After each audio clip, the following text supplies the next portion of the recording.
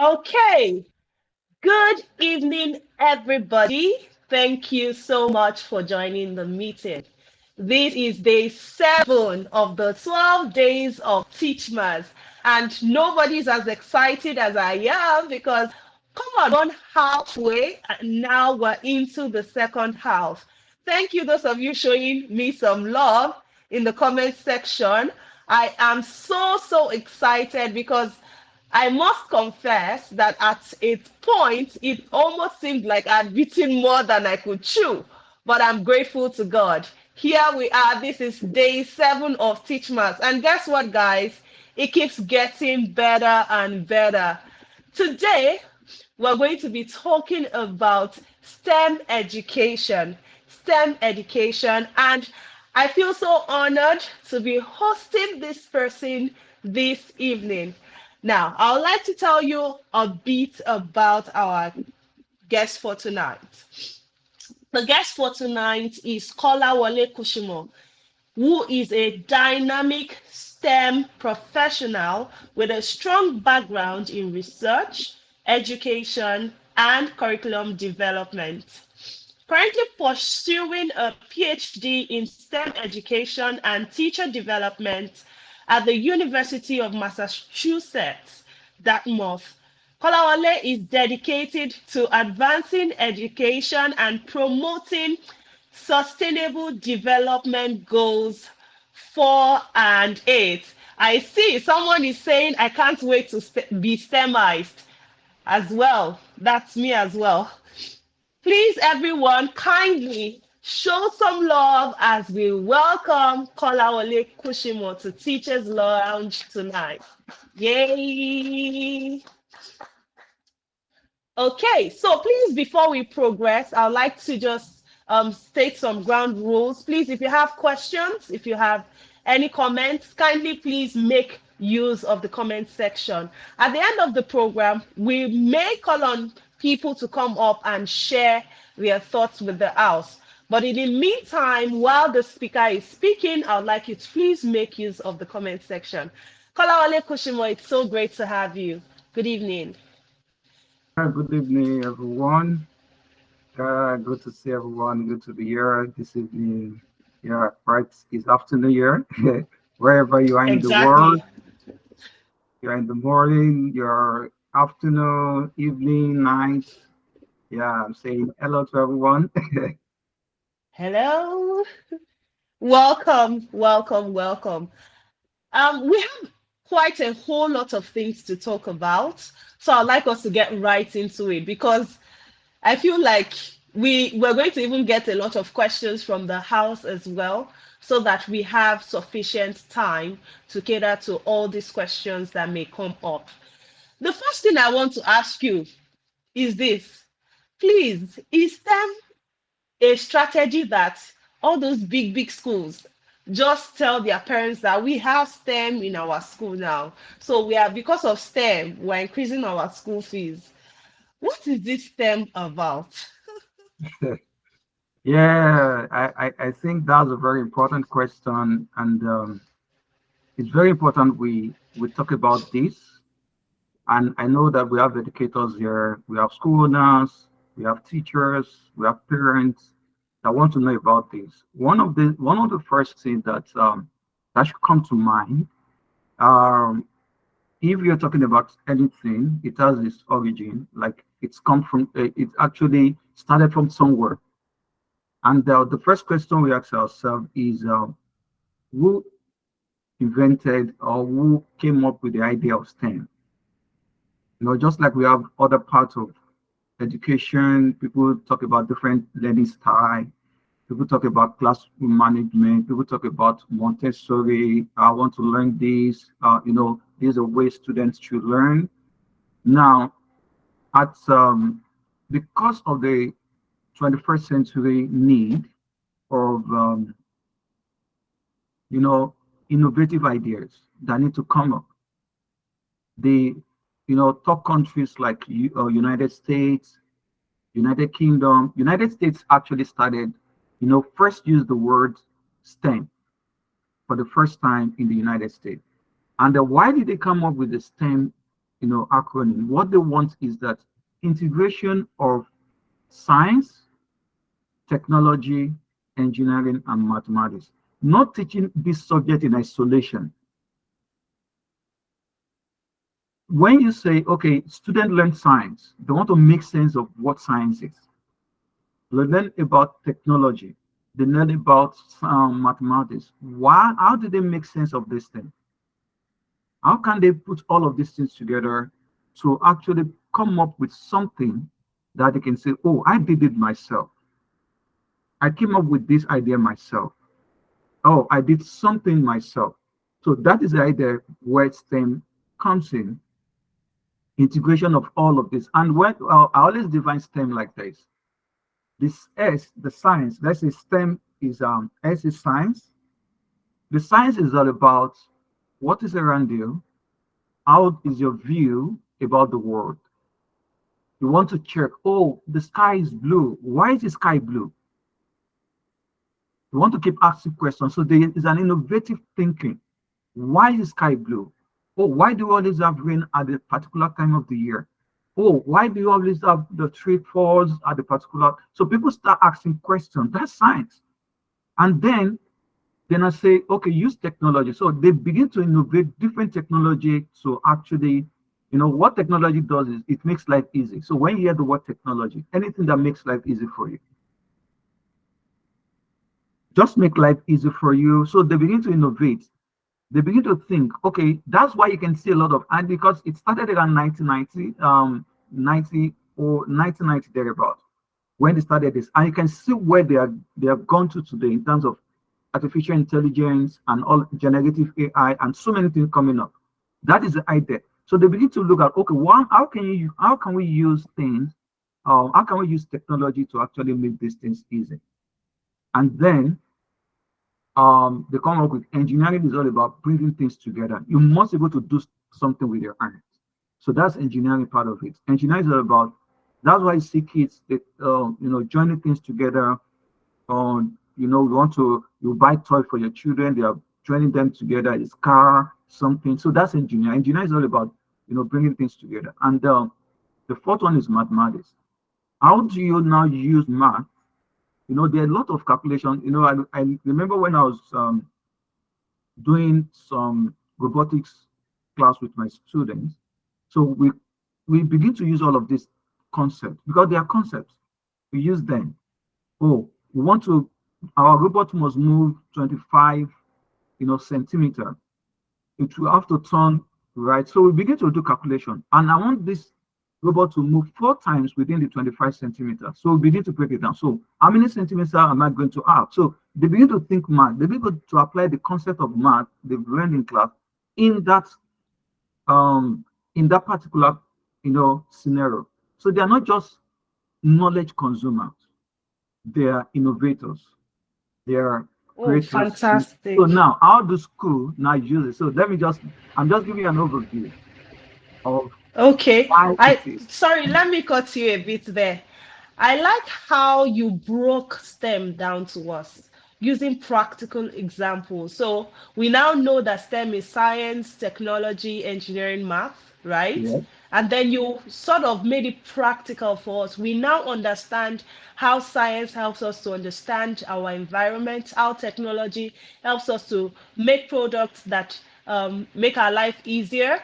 Engineering equips us with the skills that we helps us to put these products together basically, Yeah. and with math we can use our knowledge of math to make those products work, right? Mhm. So why is it important for schools to incorporate this into their curriculum? Why is it important to expose children to this sort of thinking? Yeah. Why is it important? Just like schools, we come up with, Ajangbade in Montessori school. They want to say, oh, our school uses the Montessori method to teach. Oh, our school uses this. Now, when schools now want to use the word STEM, we are kind of a STEM school. Why is it important for them? Why is it important for the children to learn this STEM? Now, schools have to understand one thing about STEM. When you want to, put this in your curriculum to say, oh, this is what we want our school to look like. You need to begin to ask yourself questions. As a curriculum developer, if I want to develop curriculum for STEM, the first thing I have my own philosophy, and I use a general philosophy as well. Then my number one philosophy as a curriculum developer, and I tell all the organization I've worked with when I develop my curriculum. Now, number one, I try as much as possible to localize this content. School must understand that you have to localize. Many of us want to do what they do in the STEM. When you talk about STEM, they designed the STEM, for example, in the United States, so fitting their need at the time. They design the curriculum. They have designed the way of learning based on their need and based on their environment. Now, what most schools should know, especially in Nigeria and Africa, when we want to take this concept, understand the holistic of the concept. What is this concept about? So I want to make my school a STEM, and the idea is that you want your student to be a 21st century thinker. They are thinking like, you localize your content, but they should be able to compete globally. The competition is globally, but you must start with because the idea why United States started STEM is for them to solve their immediate societal problems. So school must understand that what immediate societal problems we're solving. There was a time the United States, the United Nations posted something, they're talking about I think it's 17 SDGs, and the first four is what Africans should be solving. The first four: no hunger, zero,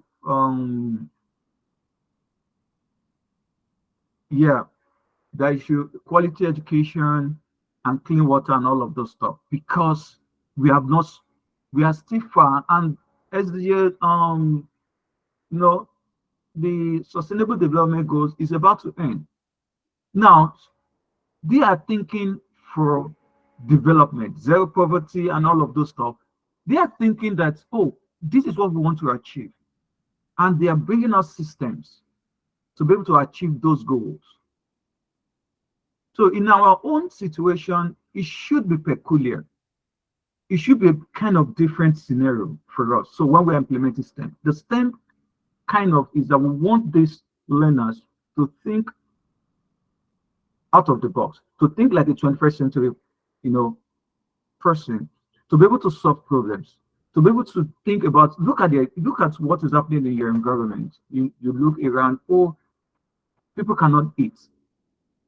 When myself and my students, when we think about robotics, the first thing I tell them is that, guys, we want to solve immediate problems. What problems do you think you're facing in your environment? And they begin to think, oh, yeah, oh, yes, I don't like, we always have a lot of debt on our street. I don't like it.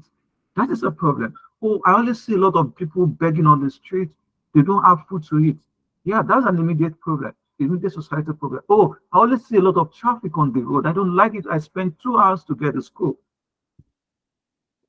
That is an immediate societal problem. So you begin to think, okay, then the next question I will now ask them, how do we solve this problem?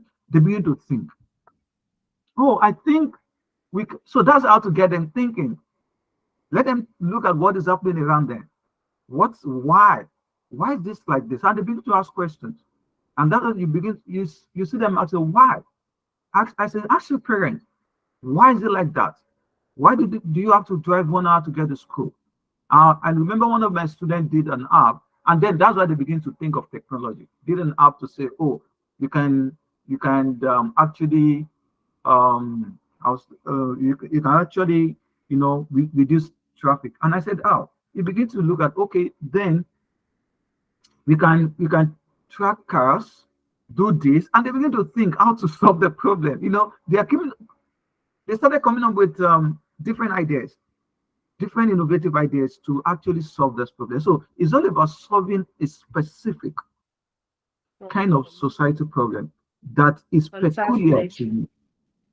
Fantastic. So if I'm to summarize what you've just said, you've made us know that STEM helps with the problem solving and critical thinking skills of children, and that if we are going to introduce STEM into our curriculum, we have to ensure that we are not just copying and pasting whatever we're copying from wherever. We have to localize our solutions. We have to ensure that we're looking at our immediate environment, and we're solving problems, we're attending to issues that concern us. That is brilliant. Thank you so much. Now, going forward, I'd like to ask you, there are some teachers who are here and they are wondering, okay, I want to use them in my class. I want to use them in my school. How do we go about it? Please, can you speak to them? Yes, how do you use them in your classroom? Hmm. How do you use them in your school? That like I'm going to, before I go to teachers teaching science, teaching all of, but let me talk generally to teachers. I'll give an instance. How do you implement? I'll give practical instances so that you will know that it's not until you have all the technology, it's not until you have some kind of word, kind of animations, some kind of, people want to use a lot of instructional materials and they want to display a lot of things to the children to actually achieve. First, how do Exactly, you because think? I was going to ask as well that what happens to schools that, you said you were working with your learners on, you guys came up with a robot, right? And you had to Mhm. calculate the number of steps. There are some teachers that are like, we don't have all this sophisticated technology in our school. How do we implement Yeah, STEM? it's simple. So how do you do that in your classroom? Even though you're not teaching robotics, you're not teaching coding, you're not teaching all of this stuff. Let me take it like let me do a non-STEM course. Let's say, for example, you want to teach literacy for literacy teachers that want to teach, or I want to teach my student about the world. Okay, they want to, or maybe in a creative writing class, we want them to write something. Think like this: science. I want to implement STEM in my class, and also think like two ways. Also think like, how many of us know the Bloom taxonomy? You want that hierarchy. The end of Bloom taxonomy is the first one is remembering, the second one is understanding, the third one is applying, the fourth is analyzing, the fifth is evaluating, and the sixth is which is the last one that I always recommend. So as you're going that ladder, then the sixth one is creative. They want to create something at the end of the day. That's the end of learning. That's what STEM is. That's our thinking at the STEM educator. We want them to be able to create something at the end of the day, to be able to do something at the end of the day, and not just, the staying at that first level of learning of students have to just remember what they've learned. We want them to be able to go that ladder from, understanding, remembering, understanding, analyzing, and all of that until they get to the sixth ladder where they can innovate something with what they've learned. Now, you want to teach creative writing in your class. You want to think like a STEM teacher. What you need to do, science. What can I, how can I bring in science into the writing of these children? How can I bring writing to them to say, or science to them, to say, we want to learn about science. And you don't necessarily need to tell them, oh, today we're learning science. No, you can tell them, okay, today we're going to learn about, we want to write the world. We want to do our creative writing on the world. And then you can take them outside and say, okay, look outside, look at the moon, look at the stars, look at everything that is happening. What do you think about it? Or you can ask questions. Oh, why is the world? Why did they say is round? They begin to think. You're bringing them into the reality of science. And remember that they want to write at the end of the day. Yeah, you're teaching them creative writing, they need to write. But you're just making them able to imagine the science world. That's science. You don't need to go in, take them into laboratory, take them into one place to start doing an experiment. No, they can think because you are doing science. They are observing their environment, observing things that are happening in what they do. And then technology. You can apply technology in that as well to say, okay, I want it to do a search or um, or look for how you can make you know word easy. You want to make things easy for you. How do you? They can use technology to search. Technology is part of internet searching. Going to do more research on that particular topic, and you can do that. It should be part of your planning. And then in one of the classes, you can say, okay, you can put them in groups. Okay, one, two, three, four groups. Let them use something they can see around them to create the map of the world. That is engineering. They have implemented engineering there, joining things together. So you put them in groups. You don't need to, they can use cardboard, they can use anything, just they can see around them. You can see that you have not used any kind of sophisticated kind of activity. So math, how do you implement math? You can begin to talk about numbers. What's the distance between the earth and the sky? What is the perimeter of the world? What is that? They are bringing numbers. So the idea is that it's deliberately planned because we want to implement STEM. At the end of the day, when the student wants to write, remember that they already have all of this information. Do you think that they are going to write differently from when you just said, oh, today we're going to write about the world, and they don't have any idea. They don't have even an information or something. You call it schema in education. They don't have a schema for it. They don't have an idea for it. So you have to put them in that mode of learning using the word of science, making them imagine things. You can ask them to observe the environment. You can take them somewhere to observe something. And you can allow them use technology to actually check out some of those information, different form of technology that is out there. But I always use the word relevant technology because not all technology are relevant to them. And that's I'm always very careful when I'm developing curriculum. I always put it there. Teachers should use relevant technology that is appropriate for that level of learner. And then you use your math, you use trying to let them know that, okay, when we're talking about numbers, we're talking about real numbers, or what specific numbers, why, what's the distance between this and this, just related to that topic that you want them to learn. Imagine when they want to write, they have information with them, and they'll be able to produce original thoughts. That's the product of STEM. They'll be able to think because you have already exposed them to the world of thinking. So when they hold their pen to pen something down, they have a schema for it. That schema, they have a previous knowledge for it. They are already being introduced to that world with different STEM thinking. And what we want them to do at the end of the day is to create something that they've learned. That's all. So that's even as I'm trying to give this example for people that say, oh, I'm not a STEM teacher. You can implement it anywhere, in any scenario, in any setting.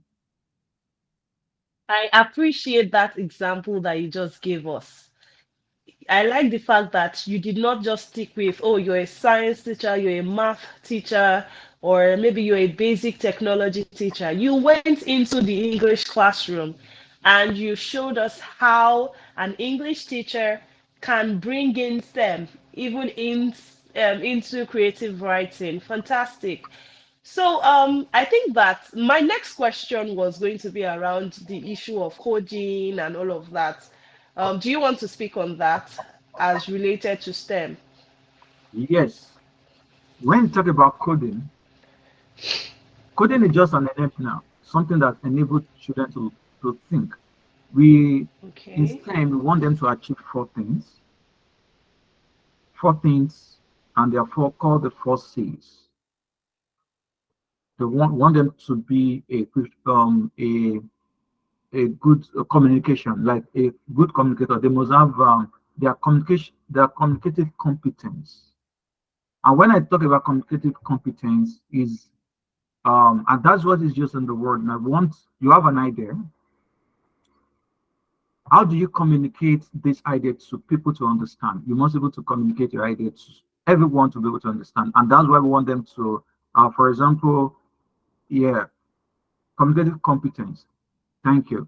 Because, for example, we want if you in the world, you must be able to communicate effectively and not just communicating. For example, you want to go and pitch, you want to pitch something, you want to pitch your product to to a company about. So you must have a good understanding of what you. So when students do, specifically, I've seen over time that when students build something themselves, when they do something themselves, they are better, they better communicate it to people than when you just tell them, the way we always do it. Oh yeah, everyone, today you're going to, oh yeah, you get them the script and they started memorizing it. Oh, you say when you go to them, you say, oh, you say good morning everyone, panel of justice, abi panel of whatever, applicant Judges. judges, and where and they are trying to to display. They are not communicating, man. That's not communication we're talking about here. We're talking about talking to people about, oh, I did this robot myself. These are the procedure. Oh, first I got the parts together. I ensure that, and you are communicating the problem you want to solve. Oh, I discovered that there's huge traffic on Lagos Road. And this problem has persisted over years. And then I decided, I thought about it. There should be a solution to this. And you begin to talk about it. I designed this, and you begin to visualize it. You begin to show people. That's communication we're talking about in STEM. That's not. It's not the one that everybody you go and learn, and then you are a special orator. You speak in a special way. You are a master of ceremony. No, you're talking about communicating ideas. So that's what we want them to learn in 21st century as a STEM educator, as a STEM learner. Two is collaboration. You cannot survive in this world without collaborating. And you hardly see that anybody build any innovative idea alone. You can have the idea, but you need to learn to collaborate. You need to learn to merge with other people, think about, get people that think like you, that have the same idea like you, do things together. And that's why you see in the because we use kind of robots and those classes as a place where we actually want to inculcate those habits in children. I remember when I teach code robotics, most of the time they don't work in isolation, they work in groups, and it's deliberate. It's because I know that teachers understand all of this. That's putting them in groups, but do we understand why? That's why I'm talking about the why. Do we understand why? Why do we talk about the need to communicate? And most of the time, no matter how I allow them present what they've done because they did it themselves. They talk about. I didn't. I've never remember I gave them any kind of format the way they are going to speak. Just talk about your idea. Just talk about what you guys have done. That's it. And communication competence, communicative competence, collaboration, creativity. You begin to see that they think out of the box because they are not just remembering what you've taught them. No, they're working on something practical or projects. So their creativity will come up. They begin to think. You see, two, three people say, no, do you think we should do it this way? Oh, no, no, let's do it this way. They begin to, to communicate and they bring creative ideas into it. And it's actually affect their critical thinking skills. They think critically, oh, why is this like this? Most of the time, why they will have to have a lot of problems on the way. It's always challenging when doing something that is innovative. They will encounter problems and we build that grit in them. Are you going to give up until you get to the end of it? So that is what the world needs. That is 20th century skills. That is why STEM is needed for them at the moment. So it's all encompassing. So that's what we want. That's just the idea about STEM and STEM education. Fantastic. Thank you so much. Okay, so I remember a time when someone told me, oh, it's no longer STEM, it is now STEAM. And then later I started hearing STEM C.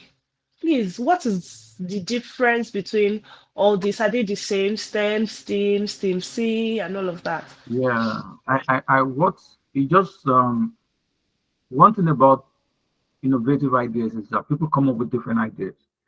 People come up with let's do it in a different way. No, like I said, we don't want to leave people in a non-STEM environment, out of the equation to say, oh, they are not part of STEM.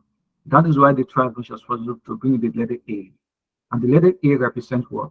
Heart. Like we want to for example, I remember there was a time we're developing think children thinking about what they can do. The art part of it is just that they are bringing in different um, artistic skills, their skills in terms of, oh, this is what I can draw very well. That's an artistic skill. Oh, I like writing something. I like something different from having to do with STEM, science, technology, engineering, and mathematics. Something artistic. Student that's specially gifted about something specific that's not is a special ability. Like they have this special ability in them. Like I have this ability, I can draw very well, nobody can do. So we need them in STEM because of the creative ideas. So if someone like that is in, so that's why we're trying to include letter A to bring in people that are not in quote, they didn't have any science experience.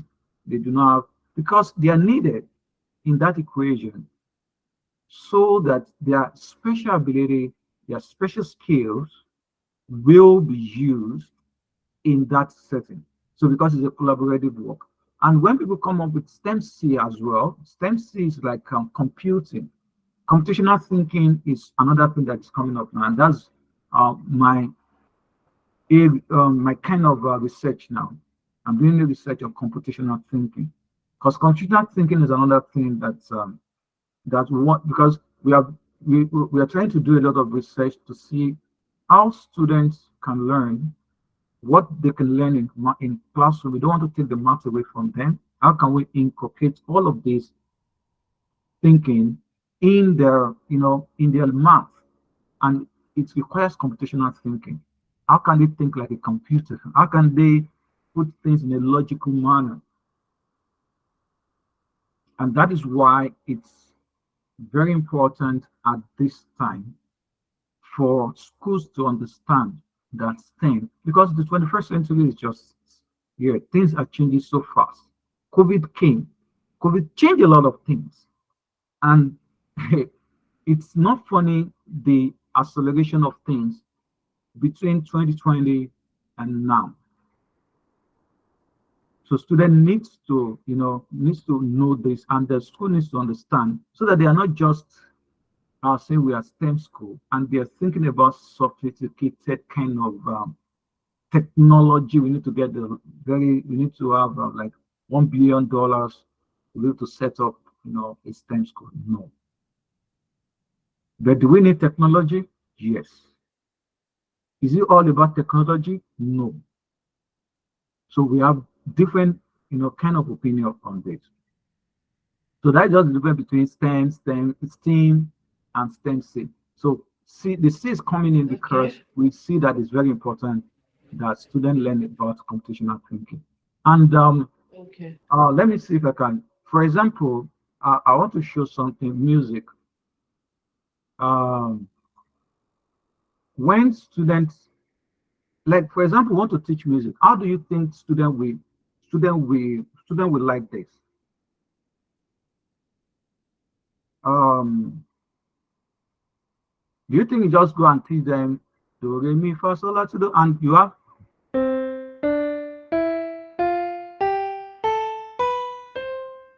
I built this with Scratch, and it doesn't take me up to 5 to 10 minutes to build it. And I want to teach them kind of you know, I guess everybody heard that sound. Yes, I did. Please, can we confirm we heard the sound in the chat? Now, this is just Scratch is just like a part of is not the STEM itself, but these are just enabler things that can help students learn critical thinking, computational thinking, you know, be able to think out of the box to say, oh, how do I do this? Sometimes they will encounter problems when they are doing all of those stuff and they get engaged in it. And that is why, because now people now go, oh, I'm a tech bro, I'm a tech sis. People want to go into coding, people want to go into I'm a software developer, I'm a this, I'm a that. They are parts, they are not even the what STEM is trying to achieve. But because students, if you can learn how to do all of this, coding stuff, computational thinking, it actually helps you to think logically.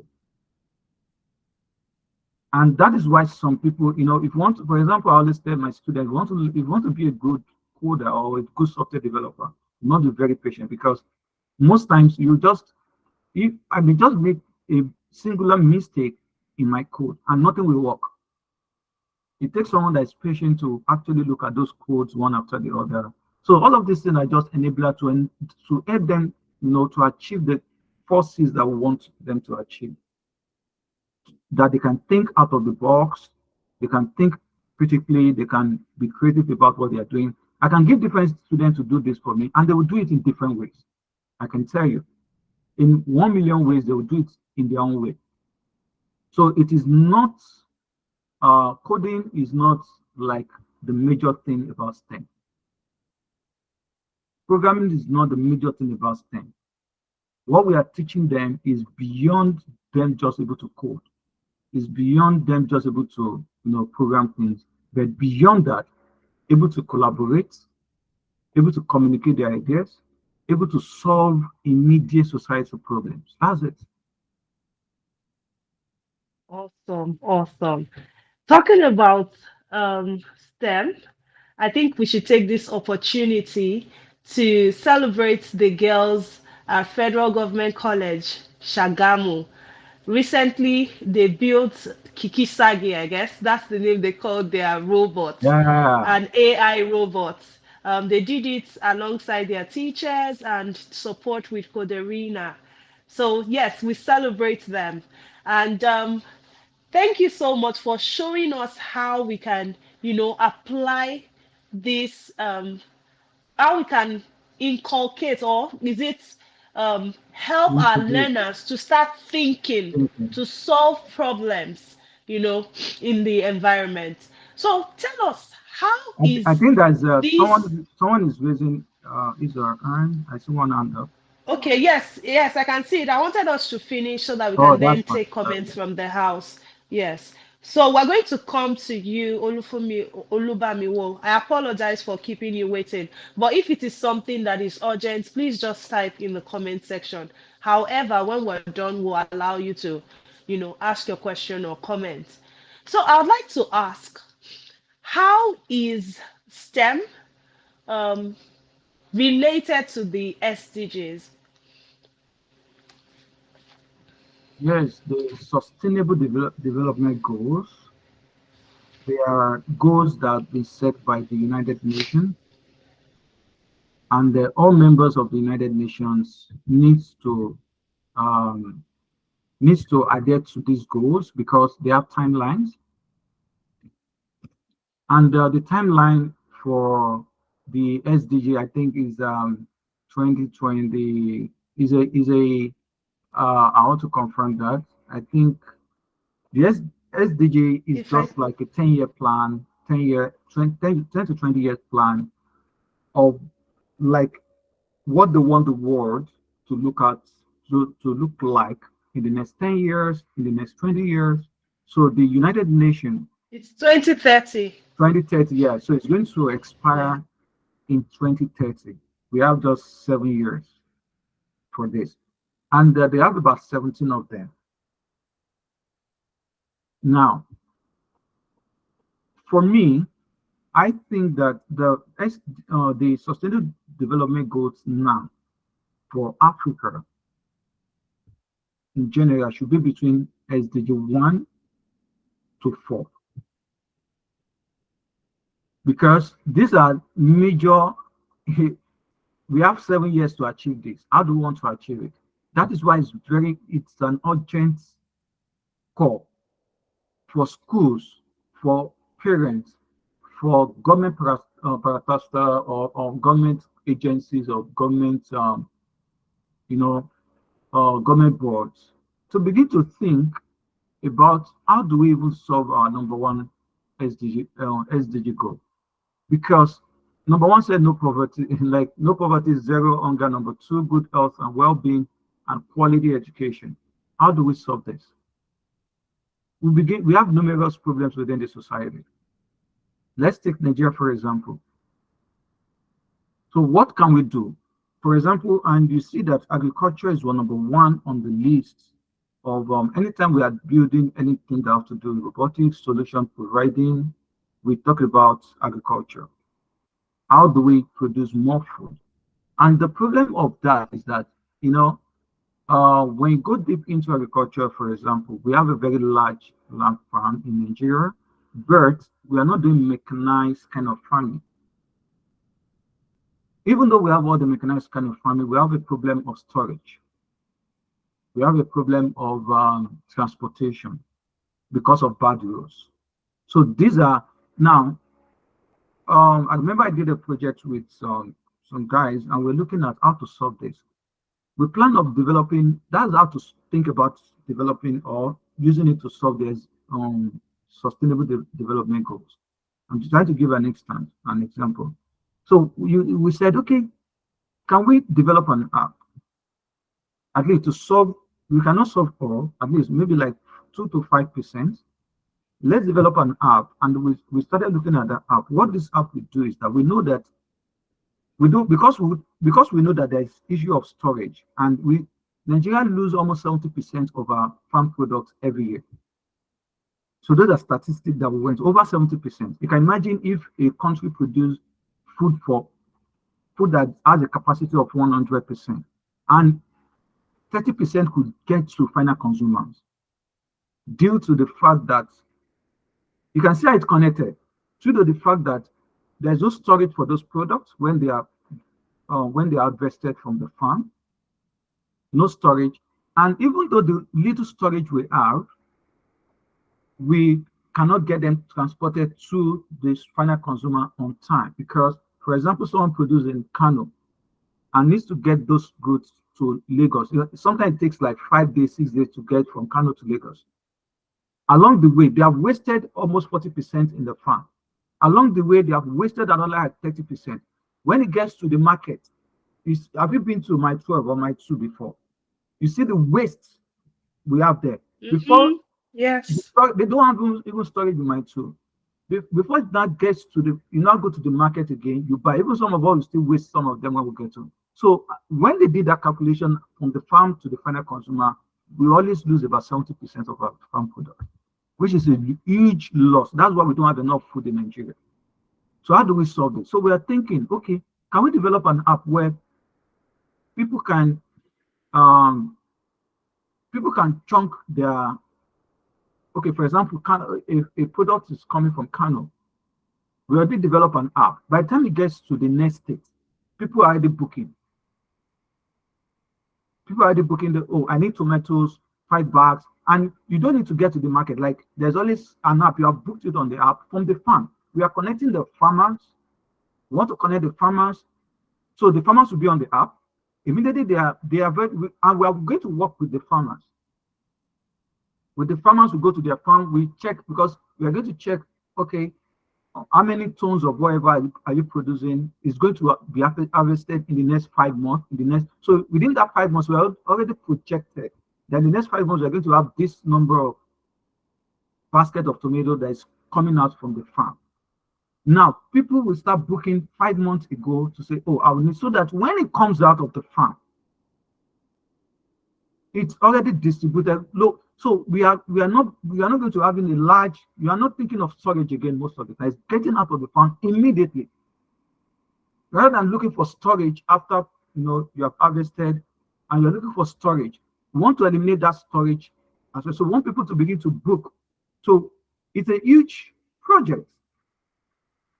That's 10. That's how to think about 10. So how can school do that? They can come up with projects like this, and that's why I want to make my student make sense of math. So you see that it's not all about teaching them 2 plus 2 it's equals to 4. No, how do we solve problems? How do we solve society problems? That's what STEM is all about. You begin to think even within your school. Even within your school, what are the problems we are? You can ask students to develop app to. I remember in Meadow before I left, we're thinking of developing an app where students can book food online or something. So we're just trying to look at, okay, we're asking students what is the challenge, what are they facing, what are the challenges they are facing in maybe during the meal time, or maybe getting them to school, maybe in the classroom. So they're thinking of they came up with so many ideas. I was like, okay, understand, guys. My student and I, we sat down, we now begin to pick those problems one after the other. What do you think, guys? Why? How can we solve this? How? Let's think of solution. I think they started coming up with solution. Oh, one of them said, okay, we can develop an app that was going to do this, and that will solve the problem. We develop that. So that's why a lot of apps. So apart from the app, is just like an enabler. It's not that we cannot use other means. So, for example, the agricultural destination I gave, because it's a large project, that is the only way we can solve it, so that people can book their product directly from the farm. So the farmer is connected to the consumer. So we don't want even middlemen. We want from the farmer to the final consumers, so that you eliminate storage, and then you can minimize your transportation. So that's how to solve Okay, problems. Rather than thinking of fantastic. SDG number 15, 14. No, we don't need that. We need to solve number 1. And one of those things I do is also, my own is number 4, quality education. And that's where my expertise comes in to say, no, guys, how do we teach this thing in the classroom? How do students make sense of what they are learning? And that's why I'm advocate of always telling schools, don't just, even here in the United States, it's still the same everywhere. They are still trying to say, no, students that want to make sense of what they are learning. Students must be able to solve their problems. They must be able to solve what they are facing, their immediate societal problems. So it's not all about just learning the math. It is not only about learning the science. How can they implement it? Fantastic. Now, if there's one thing I'm taking out of our conversation, it is the fact that STEM is all about problem solving. We must take the situations around us into cognizance and begin to think about how to solve those problems. We must empower our learners to use their critical thinking skills, communication, collaboration skills to come together and solve problems around them. Thank you so much. Now, a teacher may be here and they're wondering, I also want to become a STEM professional like you so that, I can be better equipped to help students in this manner. Can you tell us how they can achieve this? Yeah, what I would say is that you have to be a learner. If you want to teach STEM or you want to be a STEM professional, you must learn. Because I always start with my definition of a teacher. Who is a teacher? A teacher, for me, I don't know any other definition. That's my definition for now, and that's how it applies to me. A teacher is someone that does not know everything. A teacher does not know everything, but must know something about everything. I don't know if that definition is clear. It's just my personal definition. You don't need to Mm, know everything, okay. huh? But you must know something about everything. And how, Mm, what's the meaning of that? For example, you have 25 students in your class. These 25 learners, they have different ideas, they have different passion, they have different motivation, they have um, different schema, they have different kind of interest, something that interests them. You may have a learner in your class that like football, that anything you are saying, he doesn't care. He just wants to play football. And you cannot even, you cannot even come to the class and like, oh, today, oh, you know, I watch Arsenal just to interest that child. Oh, have you guys heard about Arsenal and Chelsea? What's happening, brother? And you begin to talk. Oh, I saw this guy. I don't know the name of the players. Pardon me. I just try as much as possible to follow up.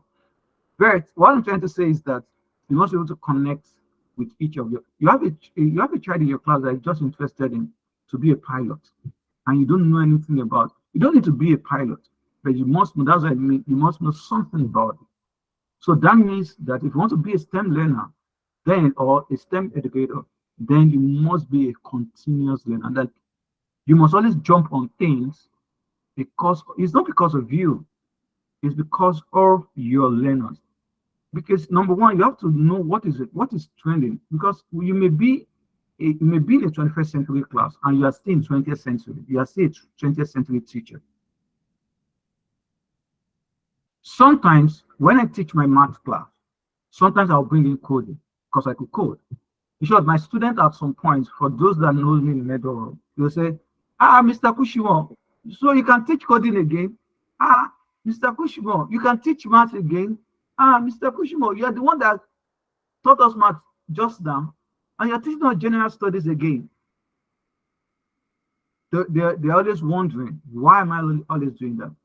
And the thing is, when I teach all of those subjects, that I make sure that I do a lot of research and I know them very well. Like they will know that you know what you're talking about. You're not just coming because you just want to teach them all of this topic. I see some teachers that know if it's not English, I cannot teach anything.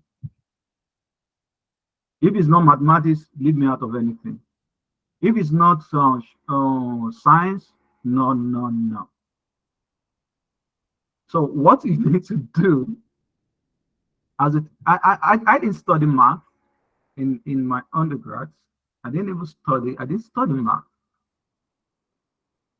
I just studied education admin.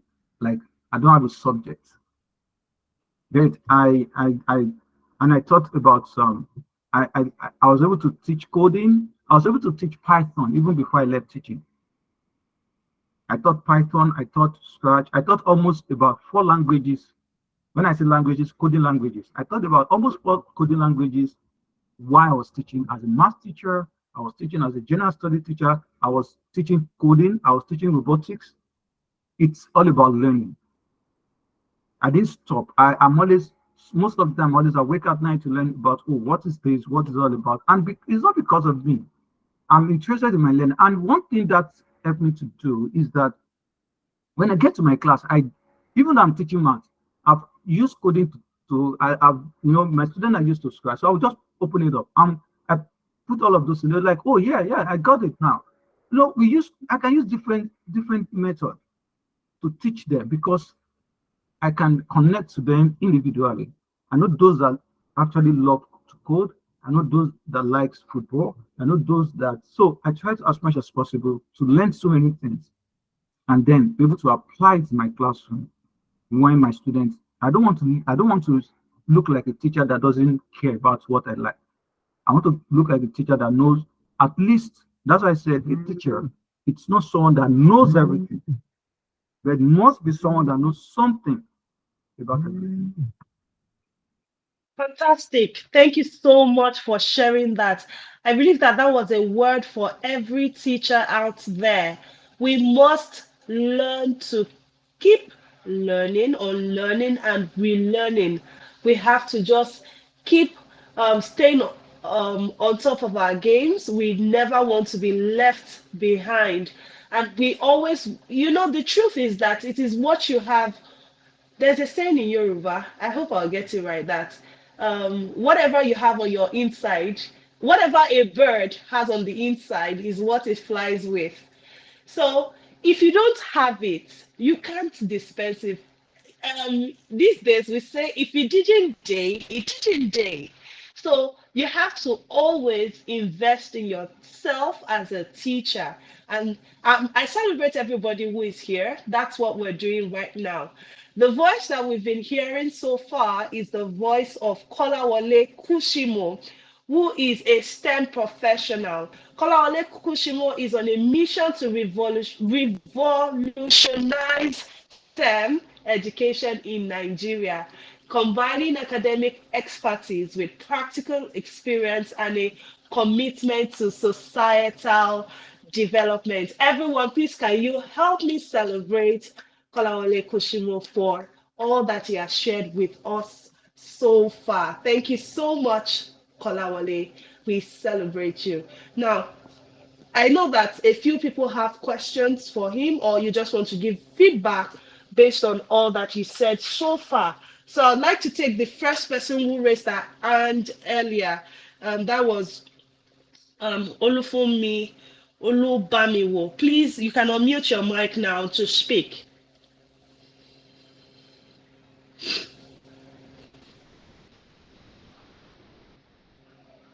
Hello, good evening. I'm so sorry, it was by mistake. It was a Oh, mistake. okay, okay, that's fine. That's fine. All right. So if you have a question for him or you just want to react to all that you've heard so far, you can please raise your hand, and then I'm sure that we're going to I'll give you the opportunity to speak to the house. In the meantime, I'd like to ask you, Kola, do you have any final words for teachers in the house?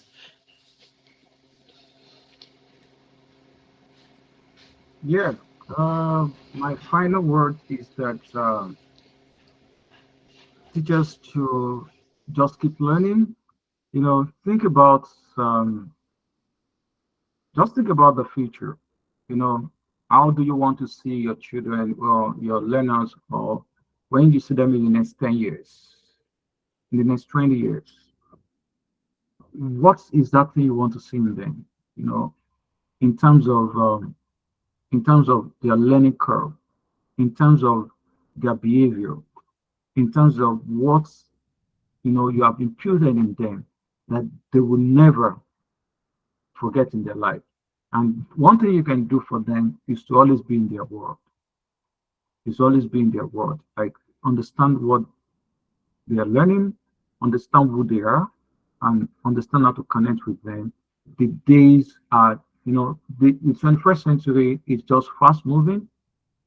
So many things are happening so fast, and then teachers have to move so fast as well. If not, you'll be left behind. That's it. That's it. You just be left. You'll be left behind. I don't know who said that word. You'll be left behind. Like you just be there, and everybody has gone, and you are still there, thinking that you are a Ahead. super teacher. You are awesome. My student love me, and they are looking at you like, "Oh, guy, you don't know anything. No. You are just teaching yourself all of these things because I'm not interested." So we need to be in Mm. their world. We need to know what they want, and we need to be able to shape their behavior. Empathy is everything. Empathy, you have to put yourself in their shoe and know what they're learning, and you'll be able to provide solutions to their problem based on their need. Thank you so much. Thank you so much. Okay, someone just asked the question. Person says, please, can you share sites for personal teacher growth? Maybe CPD sites that you know. Yeah, it all depends on what you want to learn. For example, you need to pick a niche. Generally, what I always advise is that you pick a niche of what you want to do as an educator, and then you begin to learn. I can share so many. I can't even remember a lot of sites I've used. So, but you can start with Coursera. You can you know, check out Coursera. Check out so many. You can go on LinkedIn and do a lot of courses on LinkedIn. You can log on to LinkedIn. Many of us do not build that space very well. We need to build that space. We need to create a niche for ourselves. We need to know exactly what we want to be known for as an educator. You don't just want to be a teacher. You want to be known for one thing, and then you you you take a path. You take that path seriously and say, "Oh, this is what I want to be." And that's what the value, even in the United States, and here they value so much that they want you to have a niche. You're a STEM educator. Even as a STEM educator, I still have to go into computational thinking. Inside my computational thinking, I still have another thing I need to. So you need to keep creating a niche for yourself so that you'll be well distinguished as a teacher as well. You want to be a teacher that is unique in what you know. So the person can chat me up. Thank you so. I can guide the person on what the person wants to know. I can just Okay. drop my phone number and email address. So I'll be able to say, or we'll be able to have that communication because can't just say, go to this site. I don't know what you want to know. All right. Thank you so much. Priscilla, do you have something to say? Yeah, Please yes, I was unmute the your mic. hello, good evening, everyone. Yeah, I was the one that asked the question. So, you said as a teacher that it's good we incorporate STEM in whatever we are teaching. So, that's why I asked the question, what can we do to develop ourselves before we can start saying, I want to introduce STEM in my class? I have to be knowledgeable a bit. So, that's Yeah, just what I what really do you want. awesome? Yeah. I get that now. So what Mhm. subject do you teach? I teach numeracy. I teach numeracy. Okay, you teach numeracy, Mm, yes. So mm. what you can start to do is, for example, begin to look at I'm going to send just I'm going to leave my email address. I'm going to send you some site where you can even build games yourself to build your lessons around it so that it's more, and you can also bring in practical things because what we want to do is that we want students to make sense of what you're learning or what they're learning. We want to inculcate so many other because when you look at it, a conductor, have you been, those of you in Lagos, when a conductor um, when you enter a bus and the conductor want to collect money 1,000 from this person, 500 from this person, 200 from this person, and the way they did the calculation, they'll just give you 20 now when you get at a bus stop, and they say, oh, give this person 20 naira, you take 10 naira, and they say doing 20 now, collect 15. Now you start thinking in your head, what's this guy? And he's doing it for like 4 to 5 people. He has mastered it. And bring that same scenario to the classroom, they'll mess up.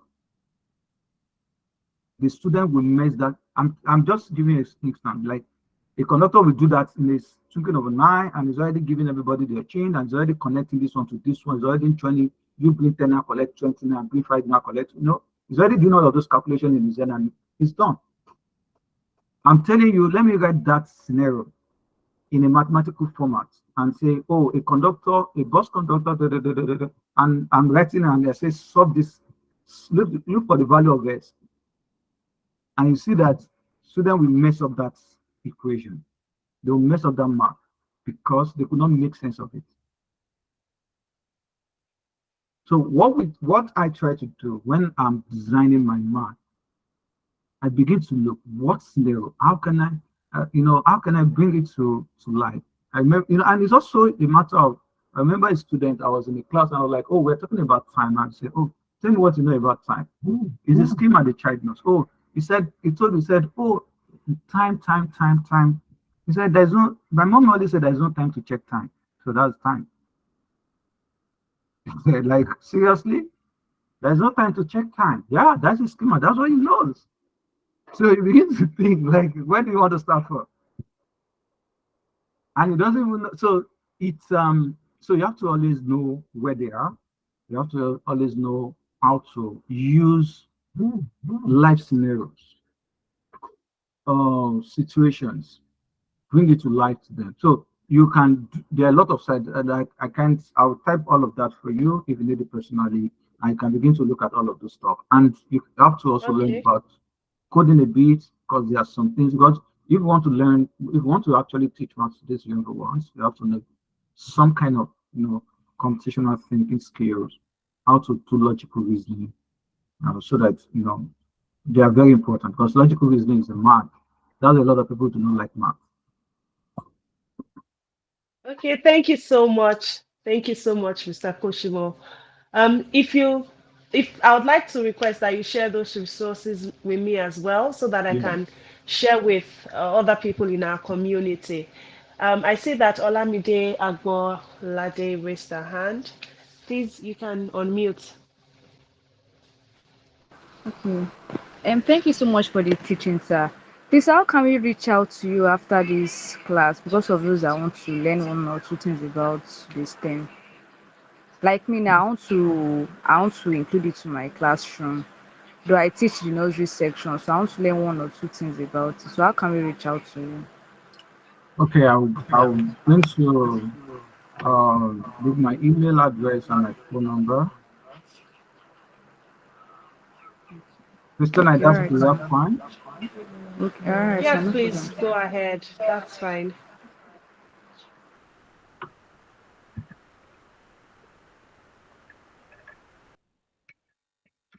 And some people want to, the thing about STEM education is that maybe I should say that we don't have it in um here in the United States. They study it, and that's what I'm doing research on now.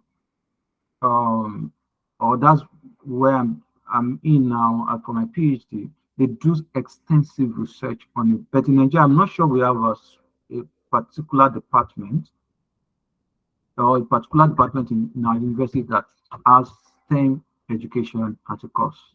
So it's still a I don't want us to pressure ourselves too much. Don't pressure yourself to say I want to do STEM in my classroom. But the government is not super doing it. But the only thing I always tell people is that do it in our little way in our classrooms.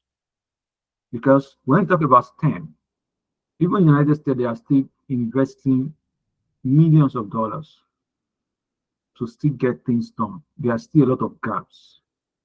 They are still investing millions, and I can tell you in research, in equipment, in technology, in everything, just to get the students to learn better and to be a better citizen. So imagine the scenario, and they are still spending money, and in our own situation, we have limited funds. So for teachers, don't pressure yourself too much. What you can do, like I said, put it in your head, learn as much as you can as an individual. Implement it within your space in the classroom. If the school gives you resources, fine. If the school do not, what you want to do is that at the end of the day, can my student apply this in a real life situation? Can they take this thing outside and then be able to say, oh, I've learned something that I can use to solve a particular problem in my economy, in my society, in my family, in my school. You can come up with a project, can come up with a project base where they can actually do something with their hand, they can implement it, they can, they can collaborate with their friends to do it. It goes a long way because we want to train them to think like that. Because the 21st Okay. century is fast moving, and you don't want to just leave your student behind, and they are not globally, they cannot compete globally. They don't have that global competitiveness. So that's what we want to do. We want to keep them, learning and they're interested in what we are teaching. Fantastic. Thank you so much for that, Kola, and thank you for sharing your details with us. So if you need to contact him after now, please just shoot him an email, and I'm sure that he will be willing to assist in any way that he can. We appreciate you. Thank you for granting us access to you even after now. All right. So that brings us to the end of day 7 of Teach Maths. However, before we go, remember, teachers, the reflective journal for teachers is still up for grabs. Um, so all you need to do to qualify for a free copy of the reflective journal for teachers is to share your key takeaways with us on our social media. You can check us out at Teachers Lounge NG on Instagram. We have quite a number of posts there asking you what you learned on each day of the Teach Maths. So at the end of the 12 days of Teach Maths, the post with the highest likes will get a copy of the Reflection Journal for Teachers. Please note that the books are in Lagos, Nigeria, and if you qualify for a copy, you're going to ship it to your location at your own cost. Thank you so much. I cannot wait for day 8 of Teachmas. Tomorrow, we're going to be learning about fostering creativity in the classroom. Please, if you're like me and you cannot wait, please can you react in the comment section? Let's know those of us that are going to be here today and learning again. Thank you so much, everyone. Thank you so much, our dear facilitator, Kolawole Kushimo. Such a delight to have you around. Thank you for sharing your heart with us. And with that, I'd like to say good night to everyone. Have a restful night. Thank you so much for joining in today. Looking forward to having you again tomorrow. Bye, everyone. Thank you. Right. Thank you, everyone. Thank you for having me here.